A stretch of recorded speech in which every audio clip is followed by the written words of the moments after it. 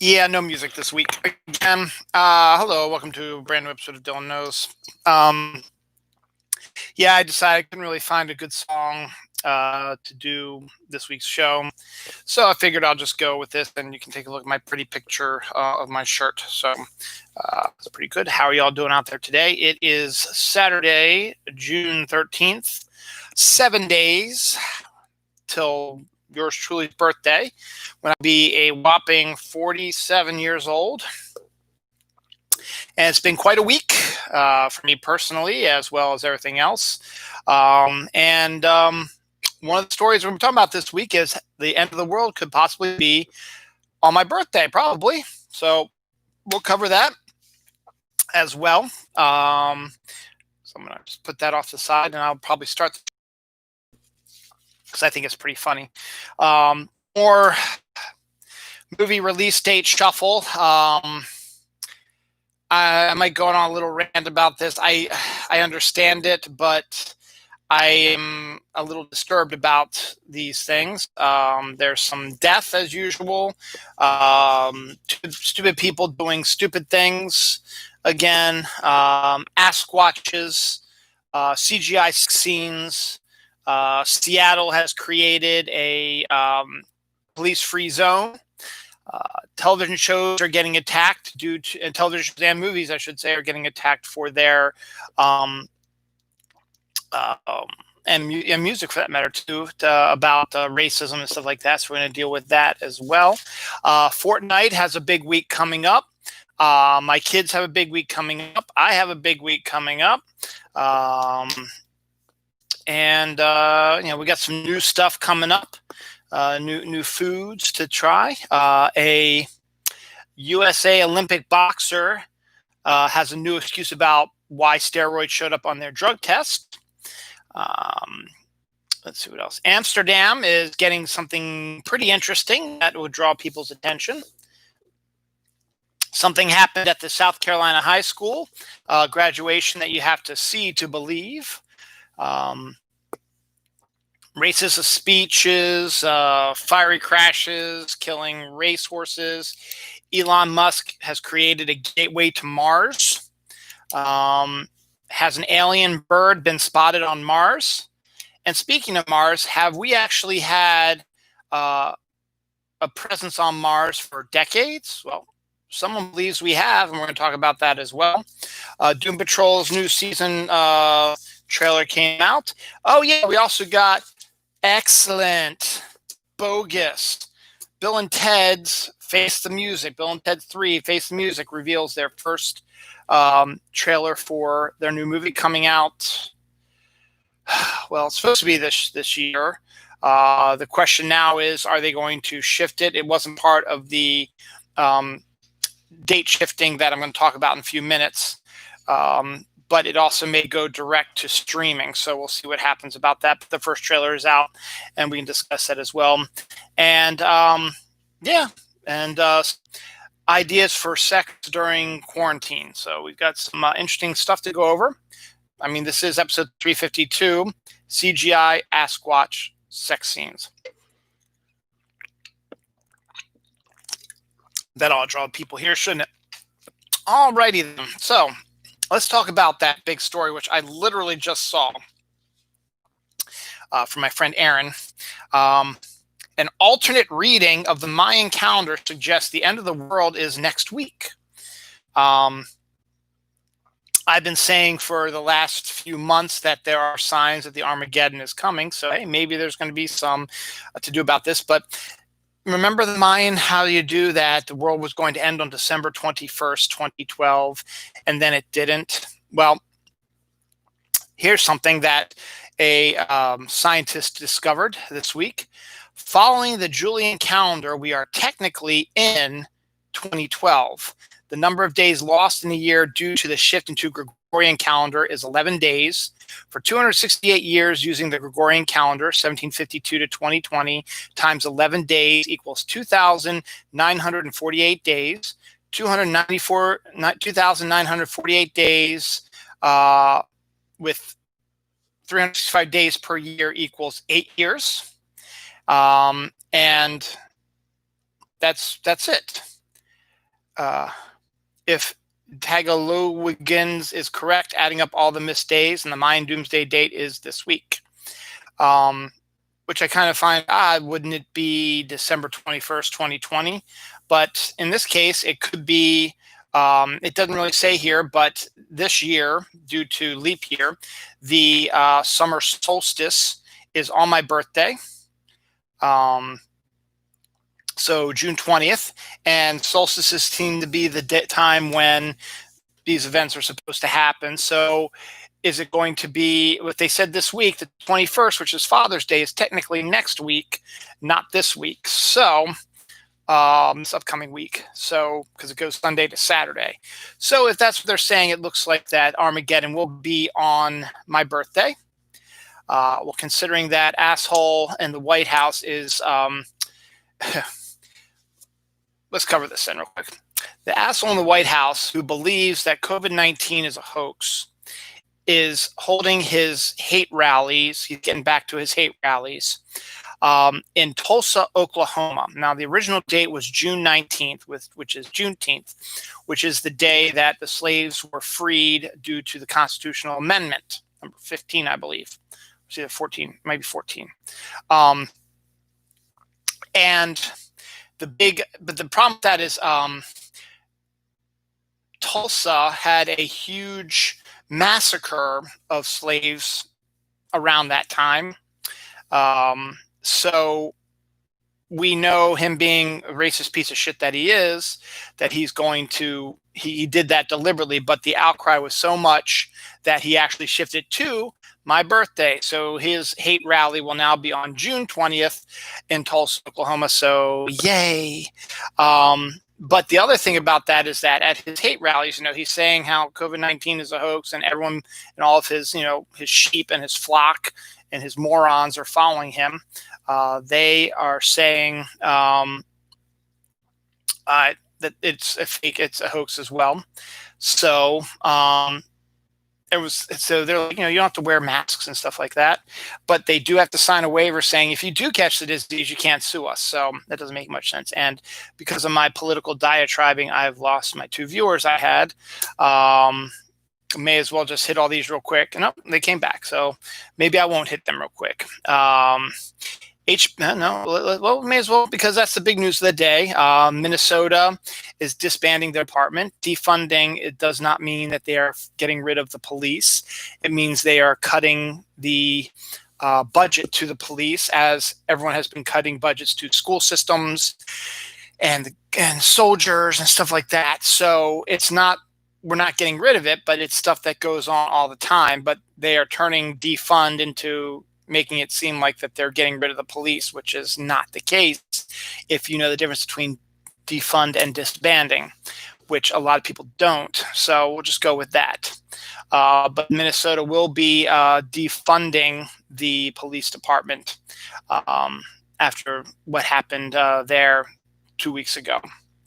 NASCAR, the U.S. Navy, and the Marines are all going to be banning the Confederate flag at their events and on their ships and stuff like that. Confederate statues are being torn down, and that's bringing out the Southern bros who are screaming and yelling about our history. You're killing our history, but history is written by the winners. You're a bunch of losers. And a good example is in Germany.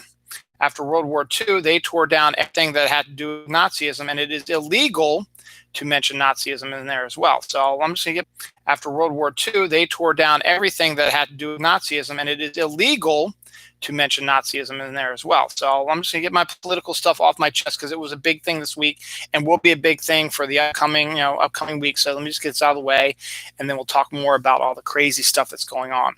But because of that, an 0-31 NASCAR driver will be boycotting the rest of NASCAR season because he can't fly his Confederate flag.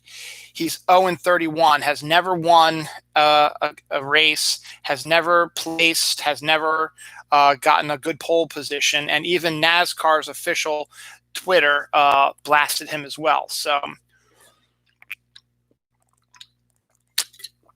good riddance. to y'all. HBO Max is removing Gone with the Wind due to racism. That's going a little crazy, I think, but Disney got rid of Song of the South because of racism. So Gone with the Wind, getting rid of that for racism is understandable as well, I guess. But that's driving people crazy as well. But here's the fact of the matter.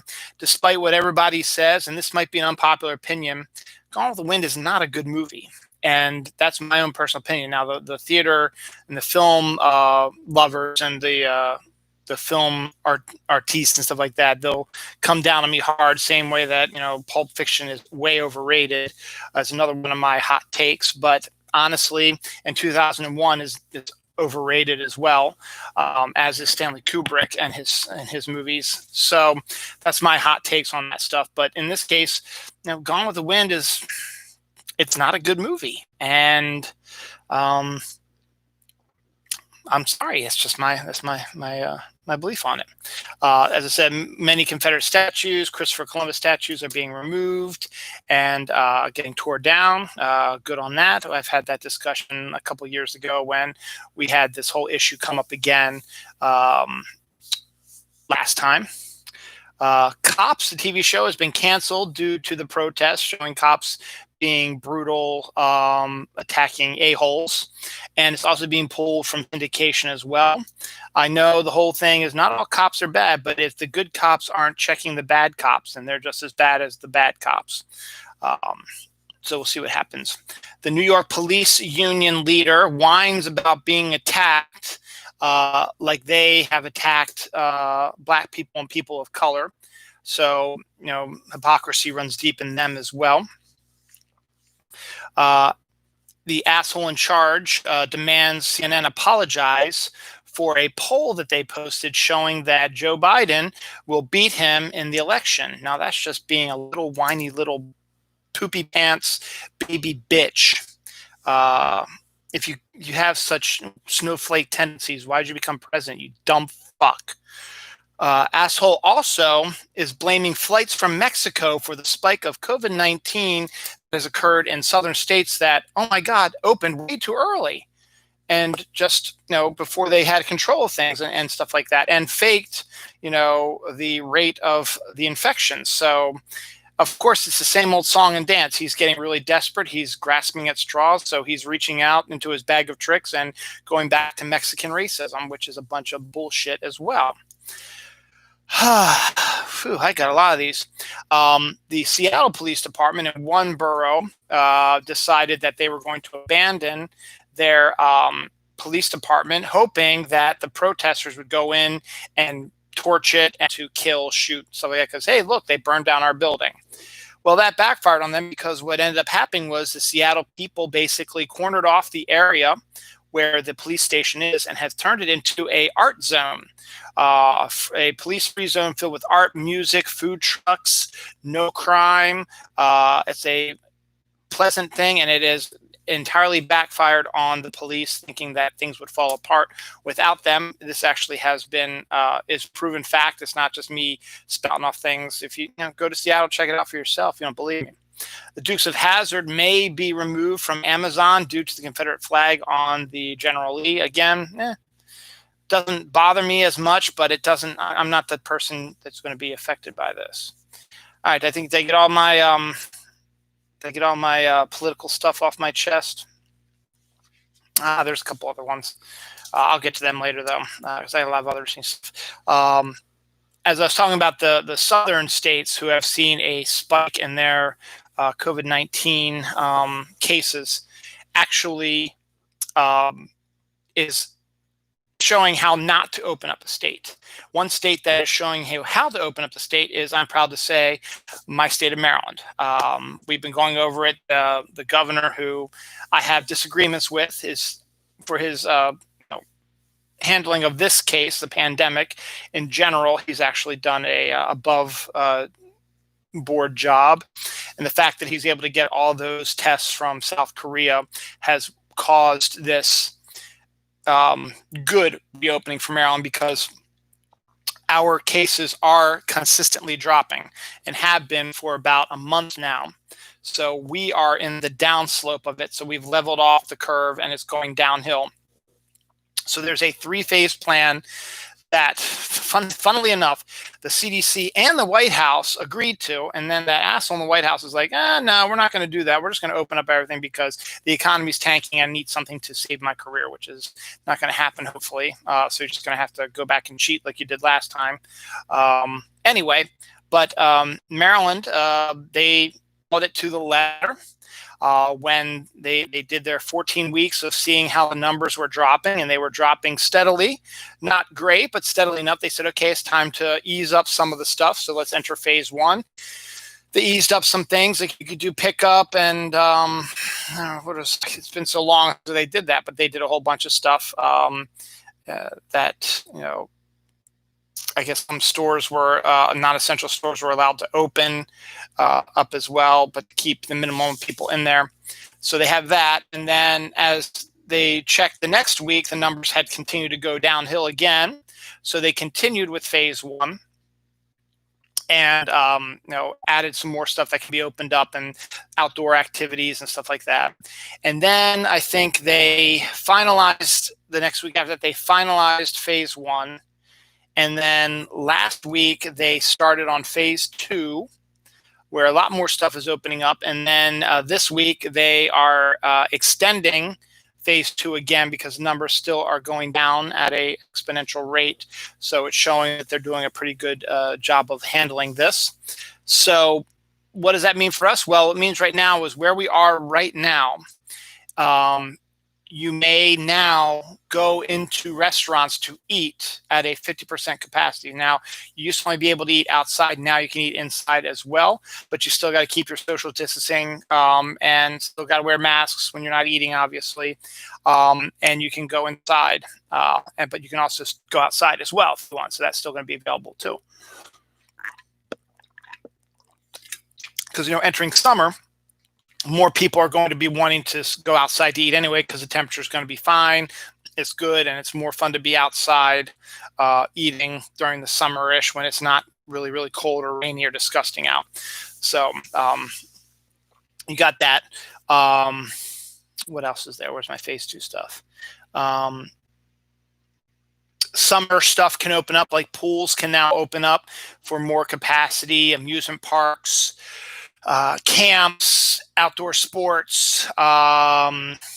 Schools are going to be able to reopen for small groups, meaning even though they canceled the remainder of the season, or the year, I should say, a lot of the kids that have mental deficiencies haven't really had a good time during this quarantine, during their at-home learning, because you need specialized hand and help with that.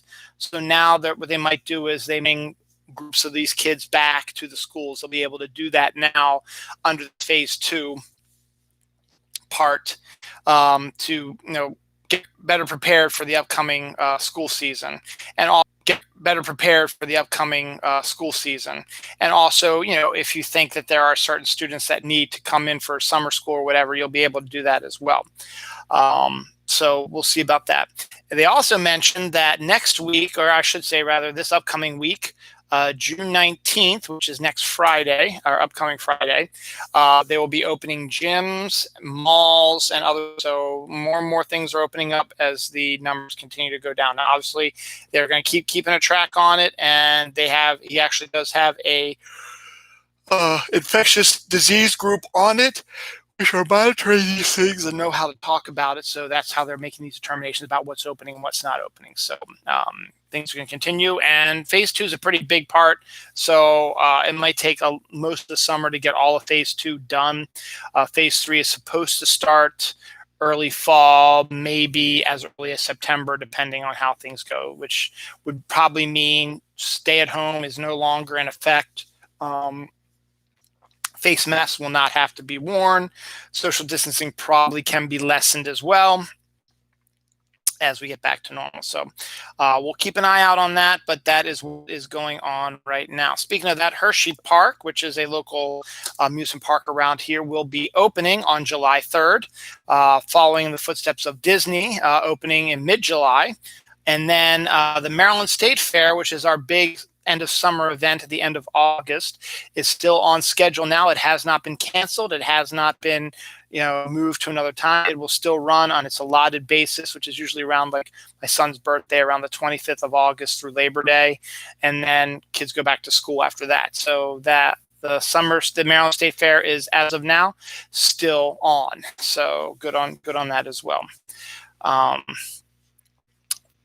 So 10 o'clock. Yeah, it's 10 o'clock. Yeah. So, and the New York City is recommending people have sex through glory holes. Now, people don't know what glory holes are. Basically, in restrooms where men and women's restrooms share a wall, someone digs a hole in the wall and they stick their junk through it, and the woman on the other side does stuff to it. And there's other things I think you can do, with a glory hole. But the New York City says that might be one way to have sex, because you're not actually, you're still technically doing social distancing. Another thing the CDC is saying is that sex should be done wearing masks, which is also not helpful, considering many parts of sex deal with the kissing and licking of things. So we'll see what happens. But that is stuff that they're throwing out there. Nobody's been paying attention anyway, so they're not going to pay attention now. The Academy Awards are going to be guaranteeing 10 Best Pick nods this year, and they will be doing, they will feature representation and inclusion somehow. So it means instead of just like all white, movies, stuff like that, they'll take a look at all things, which is a good sign for Five Boys, or the Five Guys like that, which was the Spike Lee movie that just was released on Netflix this week, is getting huge reviews. And I would almost guarantee you that it'll probably get nomination. And Delroy Lindo apparently is wonderful in it, so he should probably get a Best Actor nod as well. Spike should probably get a Best Directing nod too, but they're trying to be more inclusive and representative after their Academy So White affair they had a couple years ago. Movie theaters are set to open in mid-July. That includes AMC, which is going through bankruptcy stuff right now, and some of the other big chains. They're all saying that movie theaters will be open on, in mid-July. The only problem is, what are they going to show? Because all the big movies have shifted their dates, and they've shifted them again, and I'll get to them in a second. But one of the things they're going to do is, the big thing right now is Tenet, which was the one sign of summer, despite the fact that Mulan was before it. Tenet was the big one that everybody was going to keep an eye on. If it moved its date, then everybody else is going to move their date for whatever reason. I guess because it's Warner Brothers, I guess. So Tenet moved their date back 1 week from the 24th to the 31st of July. So now Tenet will not be opening July 24th. It'll be opening July 31st.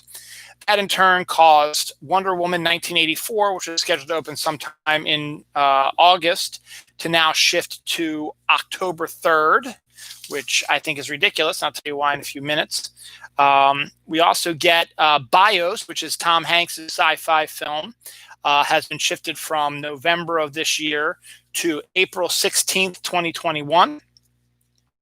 The Matrix 4 has already undergone 2 changes already. It is now not going to be out until April 1st, 2022. Which is actually kind of interesting, because the original Matrix came out in 1999. So now the Matrix 1 came out in 99, and now Matrix 4 comes out in 22.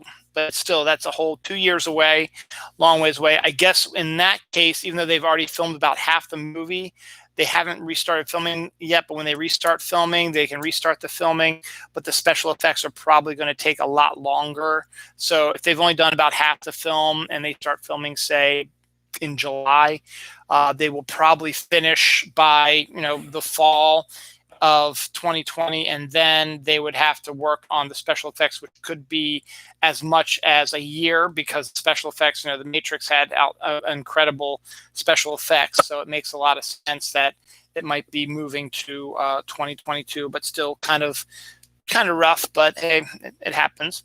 Godzilla versus Kong, which was originally going to be on October 3rd, which is now what Wonder Woman's taking, has moved to the summer slot of May 21st, 2021 now, which actually makes sense for it too, because has all the markings of big summertime tentpole movie. And the other movies, no, Kong actually I think was in April or May, but the other Godzilla movies have come out in the summertime. So it would make sense. So I guess that makes sense as well. The live action Tom and Jerry movie has shifted from the fall of 2020 to March 5th, 2021. The Halloween Kills movie, which is due out at the end of October, is still hoping that it will make its scheduled date. I think they're done filming. They're done. The Halloween Kills movie, which is due out at the end of October, is still hoping that it will make its scheduled date. I think they're done filming. They're done editing. I think it's ready. They're just hoping that no one decides to move it. But Blumhouse is pretty good about keeping their stuff around, so they'll probably keep it at and it's Halloween movies. You need to have it on Halloween, so that makes sense.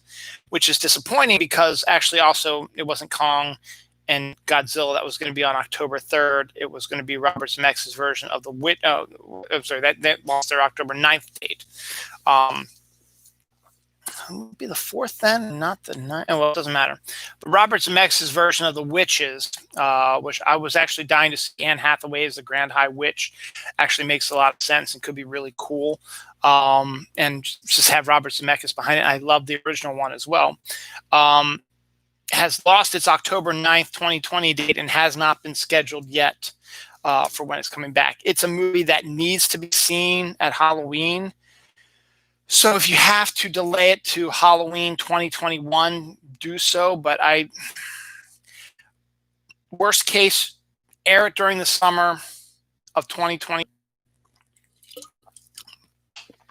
The one movie that is not, besides Halloween Kills at this point, and Mulan at this point does not have a new date yet scheduled, so they're still hoping to hit their date of mid-July, rather, I should say. But the one movie that is actually moving up and closer is James Bond movie, No Time to Die, which was supposed to be out this past March, but due to the pandemic, they shifted to the day before Thanksgiving, November 25th. But now, because of vacation, of movies vacating their slots and stuff like that, they have moved it up from the 25th to the 20th, which would be the Friday before Thanksgiving, earlier, and all the other movies will be seen later than usual. So that's coming. Now I'm going to go a little rant, and I was talking about this to my wife, and I guess I understand it, but it's still irksome. It still irks me a little bit that, particularly shifting from August to October. So basically, there are no movies coming out this summer. Now, Mulan is, Tenet now July 31st, but all the other movies that were supposed to be out in August, because they thought that's when the movie theaters would be opening up, and voila, they will be opened up, have decided, no, we're going to move later. I understand why, because right now we're at a point where we're not sure what's actually going to happen. We don't know if when they open up the movie theaters, are people going to come back to the movie theaters? Just because you have movie theaters open, does that mean are you going to automatically go back and see the movie theaters in the movie theater? Because, again, the movie theaters are in enclosed places without any windows. You're all sitting close together. You're going to automatically go back and see the movie theaters in the movie theater. Because, again, the movie theaters are in enclosed places without any windows. You're all sitting close together.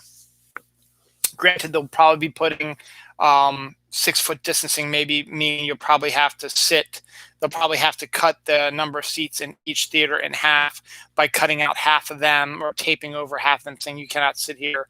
You have to, do social distancing.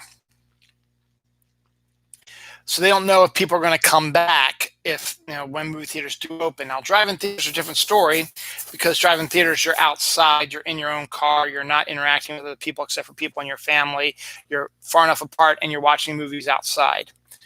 Speaking of which, this is actually a brilliant idea. The original Evil Dead from the early 80s with Bruce Campbell, directed by Sam Raimi, his first film I think he ever directed, will be released in drive-in movie theaters this weekend. It is the consummate drive-in movie, and the fact that it is reopening is pretty interesting. Now, I also mentioned, I didn't mention, but I'm going to. So what we're doing is we have these movie theaters opening up, and they have nothing to show. So what they're doing instead now is, since they're not going to have Tenet come sooner than later, they are going to, one of the movies they're going to have in July when the movie theaters reopen is going to be a re-release of Inception, which will be celebrating its 10-year anniversary this year. So they'll be re-releasing Inception in the movie theaters. So that'll be one of the first movies you will see, a re-release of a film that came out 10 years ago instead of, new movies. I guess you could say that could be a test subject to see if, once the movie theaters open and they have a movie like Inception, which has been popular, but at the same time, it's not like a huge fan favorites. Like I would have recommended, I would have re-released all the Marvel movies, into movie theaters, and that way you can re-experience them in all their glory at the movie theaters. And that might draw more people out. I mean, Inception is a good movie, but it also is a complicated one to think about. And you have to wonder about things. And it's while visually stunning, it's still a little out there. But need something to cover the time. Like the drive-in movie theaters right now are showing the films that came out in February, like the Trolls and Birds of Prey and Sonic and all that, because those are the only ones that they still have the reel-to-reels on. So that's what they're showing and trying to make some money on that. Now, Inception can be, I guess, used as a test subject to see if people will come to the movies. Again, as I said, I don't think you're going to get a lot of people who are going to come out so soon after them just opening, with the pandemic still in full bore, going, we're going to watch Inception, a movie that came out 10 years ago. Yeah, no, I have that on DVD and Blu-ray, and I'm not going to risk my life, so I'm just going to stay here, and I'll watch it from my house. So I just don't think it's a good idea. But I don't. But again, I get that's why they're doing these. They're changing these dates, because they don't know what's going to happen. Now, Tenet is sticking with July 31st. So let's look at facts. People are dying to get out of their houses. People are dying to go to the movies. So I just think Inception was a bad choice to have one come out that people are dying to go see. But Tenet, being a first new movie since February to be out in movie theaters, despite the fact that it'll only be a couple weeks after the theaters opened and still in the full bore of the pandemic, it's getting huge buzz, and Christopher Nolan movies tend to do really, really well. So it should get a good outpouring.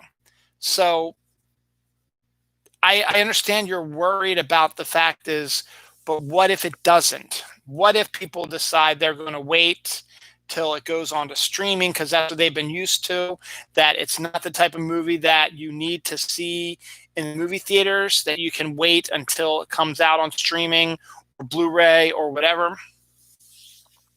So I understand that, but at the same time, it's like we now have nothing. The movie theaters are reopening, and they're going to have nothing to show. If you're doing all this, they should have looked at this as, okay, we're not going to open until like September 1st. But again, I guess you can see the point about that too, is like they're dying to get money because they're losing money. But the same thing is, if they open September 1st with new films, again, people are going to be hesitant maybe to go to a movie theater when it opens. That way, if you open in mid-July now, you'll be able to see how the trends are, but you're going to have to offer something more than the 10th anniversary of Inception. I'm sorry. It's a good movie, but it's not. And also Sonic and Trolls and Birds of Prey, all films that are now available out and about on Blu-ray and DVD. You can get them now, or on streaming. I mean, I would almost say, hey, why don't you release some of these Netflix ones, like the Chris Hemsworth movie or the Five Guys or the one of the Spike Lee film? Why don't you do that? But why should we go to the movie theater when we have it right here in our hands? We don't have to go anywhere, and we can stay inside and not, fear getting the disease. So I get it, but at the same time, it's just like, but there's nothing to go see. So the movie theaters are open, but no one's going to come. And so they're not going to make any money.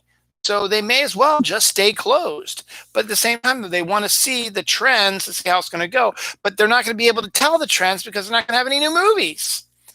Milan, notwithstanding, and Tenet are the only two right now that are the really big ones that are probably going to draw any interest for people to come out to the movie theaters. So, do stuff like that. But now you're going to have to wait. Ugh. My connection is unstable, so let me get a drink here. Now, I had that issue a while back, and it was really, really bad for a while. It hasn't been that bad lately, but now it seems like it's coming back, but it hasn't been too bad right now. Speaking of movies, the Spider-Verse 2 is now officially underway. It's an animated movie, so there's going to be no delay in making that, so keep an eye out in a couple of years. You will be seeing Spider-Verse 2 because it takes a couple years to make it. I talked about it at the beginning of the show. The Bill and Ted 3 Face the Music trailer comes out. It's really weird seeing Keanu Reeves without his John Wick goatee and beard. And also, it's weird hearing John Wick's voice come out of Ted Theodore Logan. But you see, you get a general glimpse of what's going to happen. You get a view of death, and you get an idea of what the story is. Basically, they get called back to that grand future, but it's not as grand as it was. And they're saying, you haven't created that song that's supposed to unite the galaxy. The last concert you did was a couple weeks ago at Free Shrimp Night at some shrimp place. And they have two daughters, apparently. So Bill has a daughter and Ted has a daughter. So they've had married and gotten kids, stuff like that. But they have to write this song that they were told is going to unite the universe. And they haven't done it yet. So now they're in a panic. So what they end up deciding to do is they decide to use the time machine, that's phone booth time machine, to go to the future and kidnap themselves after they've written the song and bring it back to the past so they can have the song written and deliver it early instead of into the future.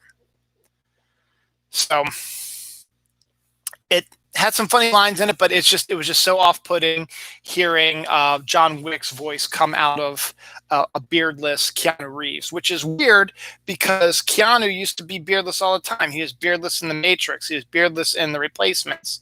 But then he threw a beard on in The Gift, and then he just kept it. And so, the John Wick movies and the movie with the Chinese actors and actresses that he did, the romantic comedy, he's got the beard in that as well, and that's all the pictures you see with him with the beard. And the Matrix 4, the pictures they've seen of him on set, he's got the beard for that also. So he's wearing the beard again, and that's the look you're now associating with Keanu Reeves. So seeing the fresh-faced, shaved Keanu Reeves is sort of off-putting for a lot of people.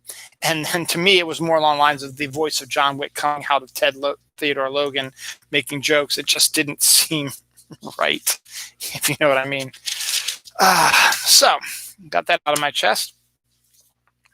I already talked about that, so I can mark that off.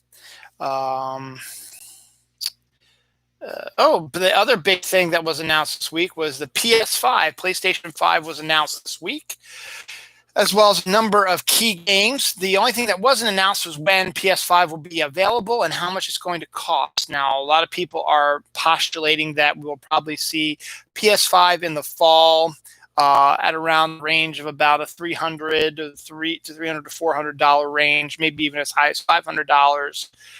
Depending, sometime in the late fall, probably November, just in time for Christmas presents and stuff like that.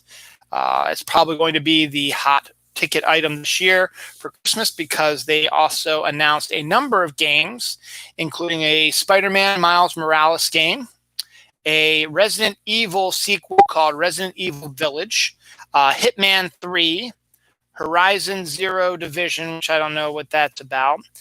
Oddworld, which is a series of games that came out at the turn of the century that had a really weird looking creature in it. Well, he's back. And the one that got me on this hope, and then of course, Fortnite is going to be on the PS5, which is, of course, is going to be the one game that's getting a lot of buzz right now is the one about a stray cat that investigates a futuristic world. It's got all kinds of future stuff. It's gotten the most buzz, I think, out of all of it because it is a cute cat, and it's a game unlike any game you've ever seen before. So the PS5 is out and about. If you want to see what is coming, just type in PS5 in your YouTube, pictures, and you'll see all the videos and the trailers for all the games. Those are just the ones that I remember off the top of my head. There's probably a whole bunch of other ones as well. Astronauts create exotic matter on the ISS. Doing some experiments, they created a type of matter that is never been seen before and could probably only be developed in zero gravity. So science for the win. Aesthetically, it is summer. Summer actually physically starts 7 days from now, which is my birthday. So the last 7 days of spring. But the new summer craze right now is the sand pool.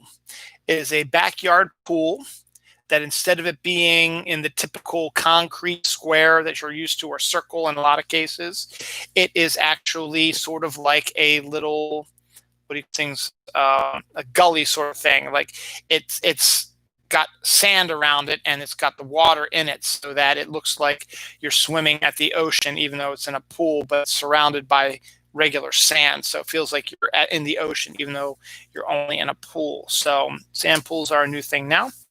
Also this summer, Prosecco popsicle molds. Prosecco is a type of wine. They are molds that there are 6 of them. And you pour your bottles of Prosecco into those, and up the top, you slide that into the freezer. It's going to take longer for wine to freeze than water because alcohol takes longer to freeze than regular water does, so it'll take a while. But once it is frozen, you will be able to have wine sickles, homemade wine sickles. So you got that going for you as well. Rumors are flying this week that Beyonce was going to be Black Panther 2. That is no longer it was been debunked. It was never a real story to begin with.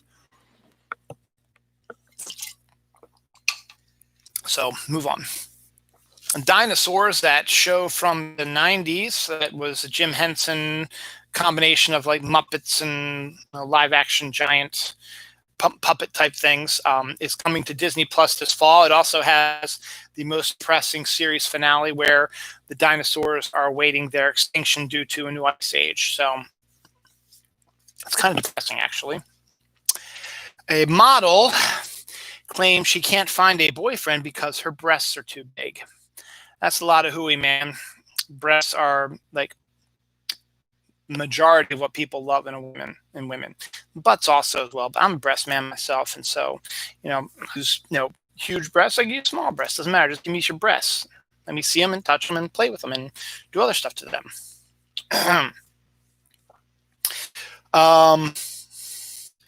The Pokemon Go Battle League, which was a big event that they've been working on and been pushing for about a year now, has been shut down temporarily due to a glitch that was discovered, more like a hack. In Go League, what you do is you compete against, you have 5 different fights, and you compete against 5 other trainers from all over the world, and you get 3 Pokemon that you can use to battle, and you try to win. You get 2 shields and you try to win, and so you keep your standings up and you get prizes for your wins and stuff like that, and Stardust and stuff like that. But there are people who take it really seriously. So there's just one account either discovered a issue or created the hack themselves, where their Pokemon, where they have these charge attacks, which you have to, while you're fighting, your attack starts building, and then once it hits the point, you send it out, and it takes it causes a lot more damage than just you punching forward. So, but it takes time to build up the charge. In this case, a certain Pokemon in Melmetal was shooting off its charged weapons without the proper charging time. It was just boom, boom, had them already, boom. Everything was a charged attack, which is not the way you're supposed to do it. You have to have the charging up of it to make it a fair fight. But this guy won so many matches that he is at the top of the leaderboard right now, basically due to cheating, and he knew he was cheating, but he kept doing it anyway. So Niantic found out about it. They banned him from Pokemon Go, but now they've got to figure out if this was a hack that he did or if it was a glitch in the Matrix itself. So it's going to shut down for the time being. And hopefully any losses incurred by people can be expunged from their record or whatever. So we'll see. Cher helps free an isolated elephant who's been restrained for 26 years in a zoo. So it's good to hear when celebrities use their power for good. Unfortunately, a rare gorilla named Rafi was killed by Ugandan hunters, which is never a good thing. Poachers, damn poachers. 4 skateboarders in Canada follow a drunk girl with her father. Poachers, damn poachers. 4 skateboarders in Canada follow a drunk girl with her father, who they believe is actually not her father, but someone who is either planning to sexually assault her or kill her or whatever. But they followed after him, harassed him enough because they knew what was going on and were able to help this woman from anything bad happening to her. So kudos to you guys. J.K. Rowling put her foot in her mouth again. She's been doing it over the last few days about her views on transgender. She's not a fan of transgender people, and she's written many things trying to prove her point about how trans wrong, but the transgender people out there and to be honest, the LGBTQ type people as well are jumping on her as well. So it's kind of a bad timing on her place, but she is wrong in believing this. Trans people are men or women, depending on whatever they want to be, and that they should be called that no matter what sexual appendages they have. If you have a penis but you want to be a woman, you should be called a woman. You should be allowed in the bathrooms, women's bathrooms, be able to wear women's clothing, so on and so forth, because you identify as a woman. Same with, if a woman decides she should be more of a man. I have no problem with transgenderism, and I find this ridiculous and a shame that J.K. Rowling has used her pulpit to become a bully pulpit for the most part, and has lost a huge amount of respect from a lot of people. And even the actors who were in the Harry Potter movies have all stepped in and said, hey, you were wrong. You need to fix this. So we'll see if that happens.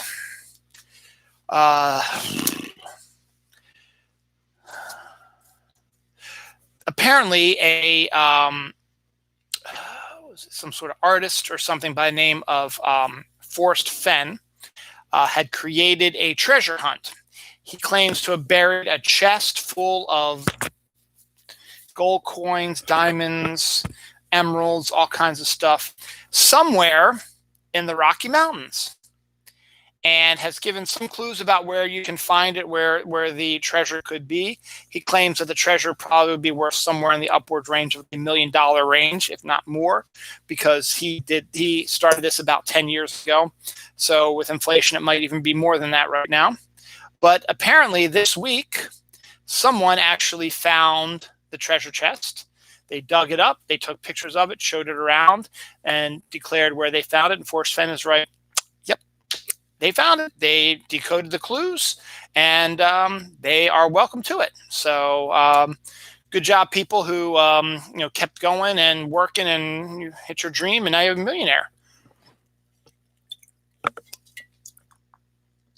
I guess you'd have to tax that, which would be kind of weird. It's not like winning the lottery, which is already taxed, but this is gold and jewels and stuff. Oh well, I didn't win it, so it doesn't matter. But those kind of stories are kind of interesting. That there is actual treasure out there somewhere, and there's proof that it's there. A couple gets married during a Black Lives Matter protest in Philadelphia, so that's kind of cool that they did that. So it was a couple who got married amongst all their friends and protesters, protesting that Black Lives Matter. So, hey, go for it. That's what you want to do. Fantastic. They were dressed in wedding dresses and tuxedos and lots of hoopla and all kinds of fun stuff for them. I talked about J.K. Rowling. Let's talk about Rick Riordan. A couple weeks ago, his Percy Jackson series has been officially announced to be a Disney Plus TV show, and Rick Riordan will be involved all over the place with it. He had originally sold the rights to the book series to a movie company, and they made 2 movies out of it, and both were crap. And Rick Riordan has now, at the time, he really couldn't say anything because he gave up the rights and he paid for it. But now that he's finagled this deal to make a proper adaptation of it, he's gone on the offensive and has attacked the versions of the film that he had to watch and declared it as being crap, which they are. Kyler Lee, actress who's been around since the late 90s with the young people's appearance, the young actors and actresses who showed up, in TV shows like Sarah Michelle Gellar and Freddie Prinze Jr. and Neve Campbell and Jennifer Love Hewitt and all that. Well, Kyler Lee is one of those that showed up in one of these TV shows in the 90s and became a movie star / TV star. She's been working on the Supergirl TV show, and she came out this week. Just in time for Pride Month. Pride Month is June. So good job on Kyler. So she's now out and about, and I'm sure that's a big weight off of her back. And now she can live her life the way she wants to. So who's on that? Deaths, one major one hit really hard this week, and we'll hit that one last. Raish Caldwell, an NFL wide receiver, played for the Washington Redskins as well as some other teams, was killed in a shooting, which is unfortunate when people die before their time.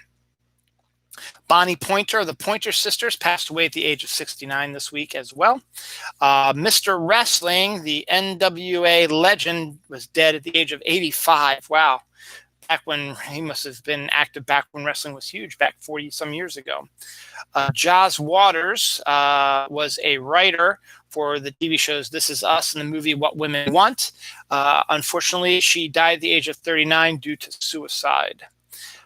Depression is a killer, and it will affect you in ways you're not expecting. Mel Winkler, the voice of Lucius Fox, I should say, on the Batman animated series, died at the age of 78 this week. This is more of a local news thing. I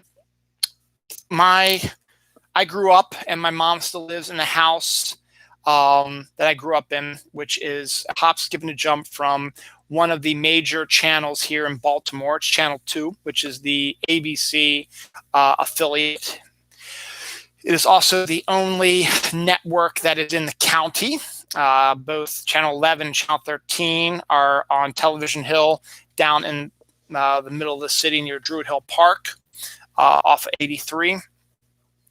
If you've ever been to Baltimore and you've been up that way a little bit, you will see three massive antennas from the ground up. I mean, these are massive antennas. You can't miss them. You can see them from all over.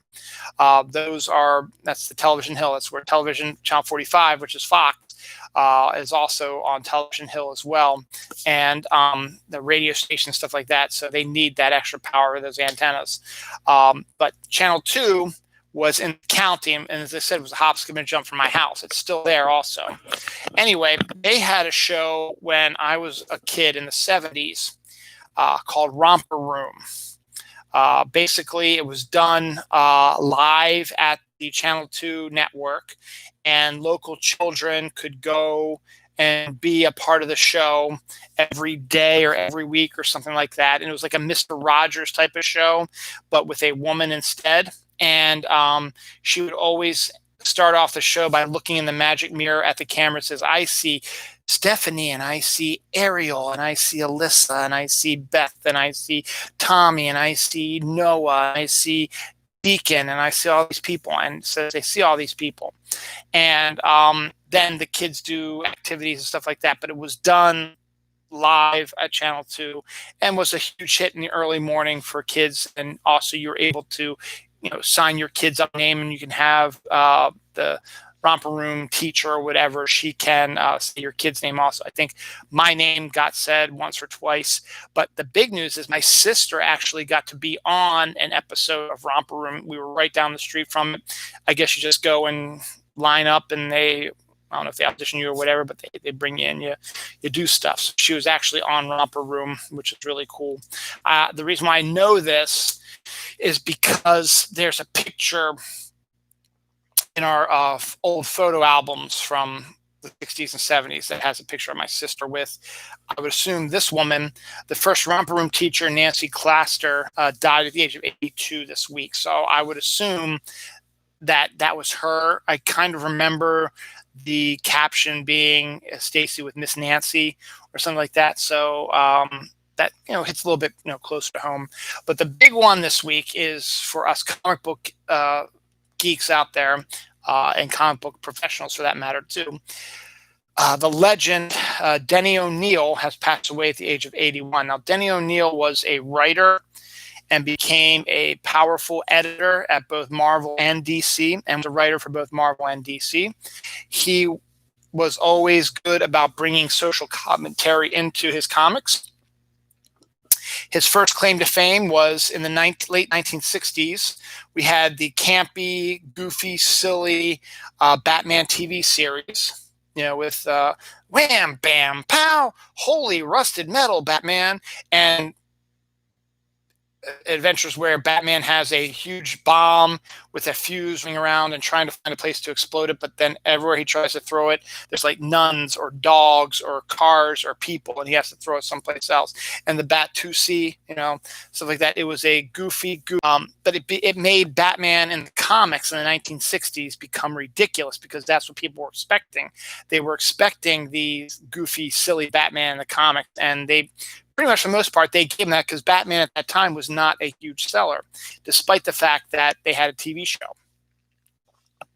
Took it over and said, nah, this isn't good. This isn't Batman. If you go back to what Batman was like in the 30s and 40s, that's what we want. Batman is the Dark Knight detective. He's the guy that comes in here and, brings light while staying in the dark, So he was the one that brought Batman back down to where he was now, and that helped cement his popularity that Frank Miller jumped on later on with Dark Knight Returns and Batman Year One. Without Denny O'Neil doing this in the 70s, you don't get Frank Miller's Dark Knight Returns or Year One or Batman's huge popularity and being in every damn movie you can think of and TV show.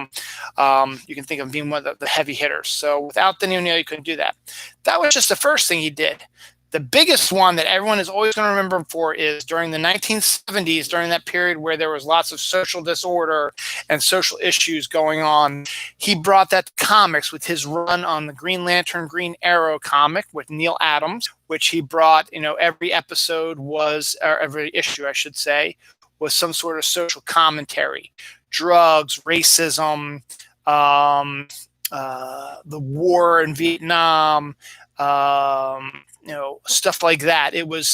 They were not stories about Green Lantern and Green Arrow taking on Darkseid or Lex Luthor or Brainiac or Sinestro or any of these other guys. No, instead they were taking on racism, they were taking on sexism, they were taking on drug addiction, they were taking on sex trafficking, they were doing all this stuff. And Neil Adams was, the artist extraordinaire that made it the way. And it is a hugely important and one of the greatest comic book story arcs of all time. And that's not blowing smoke up anyone's ass. That's the truth of the matter. If you haven't read it yet, you highly recommend it because, granted, at a viewpoint now, 50 some years later, it's a little off-putting.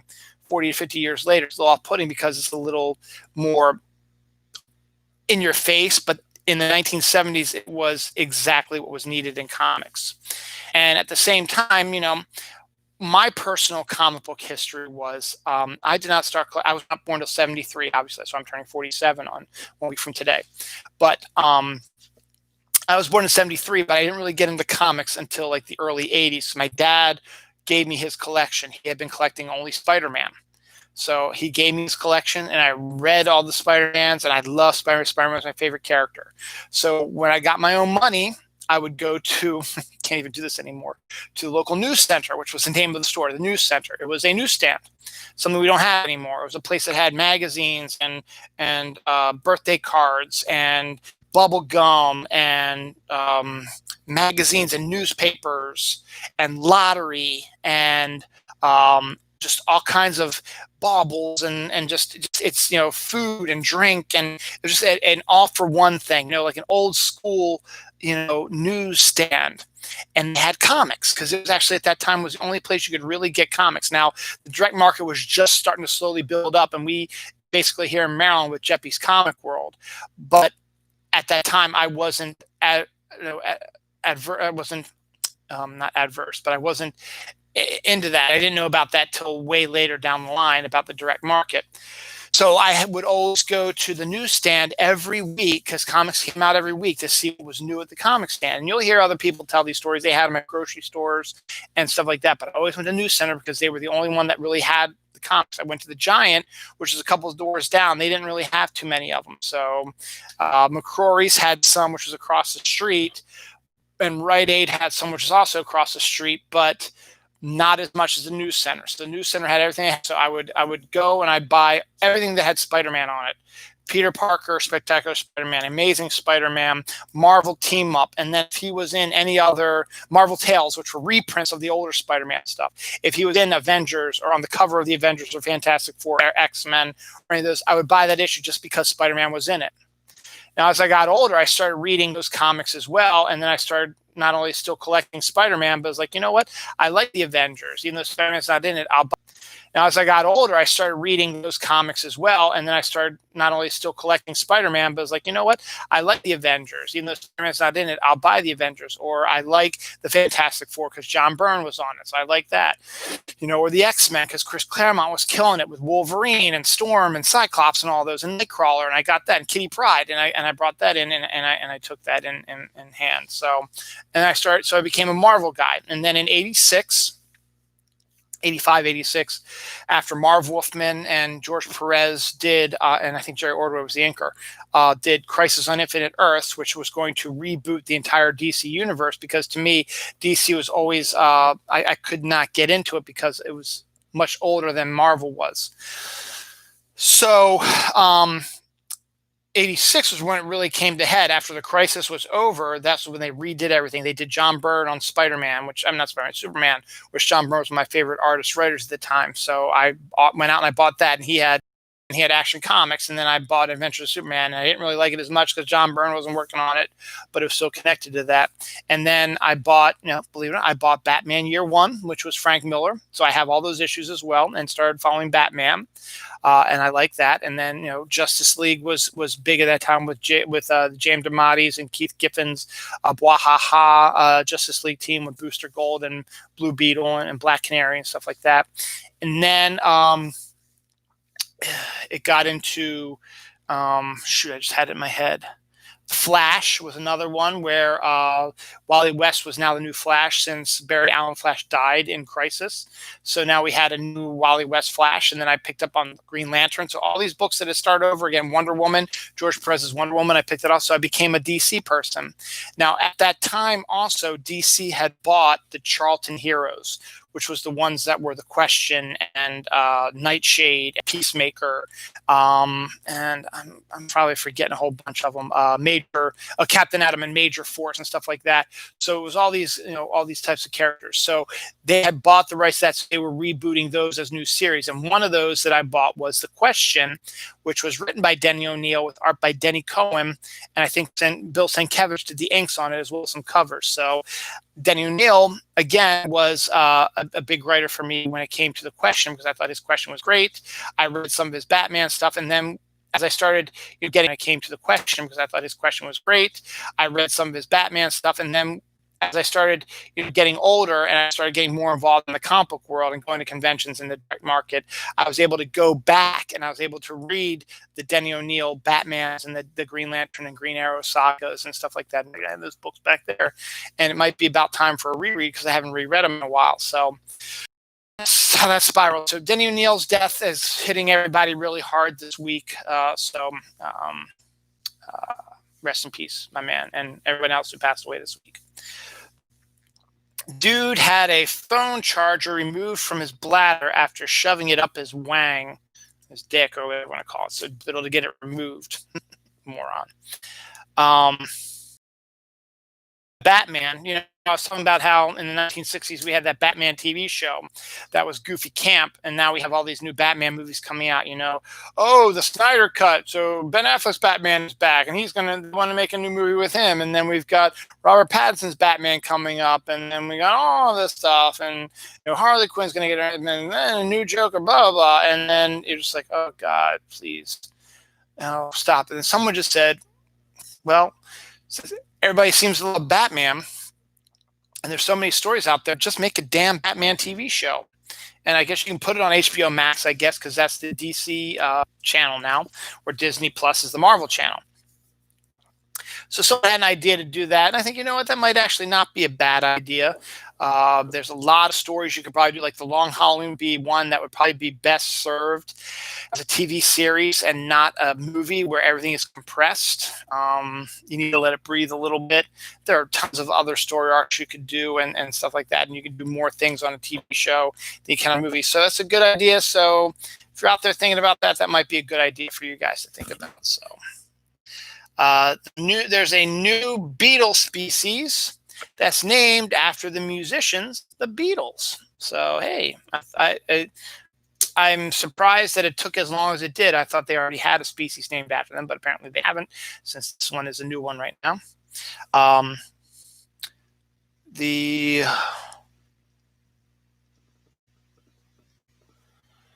head of Florida Police says that he will hire police officers that were fired for misconduct in other places like Minneapolis and New York and Seattle. Extremist, supremacist police officers. So why would you want them in your police squad anyway? But apparently this guy did, and he said all this stuff, and the other policemen are like, no, we don't really actually agree with you on this one. So he's been removed as a police officer, which suspended from the force, which makes sense. Because why do that? Because you're just a racist piece of shit. Speaking of racist piece of shit, Fox's Tucker Carlson attacks, of all people, Elmo. Elmo has that new show on HBO Max, sort of a talk show, and he made a statement about racism. So Fox's Tucker Carlson took time out of his show to attack a Muppet about racism. A Muppet about racism. And the Muppet happens to be controlled by a black man. Racist much? Passenger drones that can fly at 80 miles per hour have been exhibited in China. So it could be a wave of personal helicopter or flying device. 80 mile per hour is pretty fast. Should Marvel stop selling the Punisher merchandise, T-shirts, stickers, stuff like that, after violent police officers have started wearing these Punisher and stuff like that, saying that they are, they reflect the Punisher and should be and want to be like the Punisher.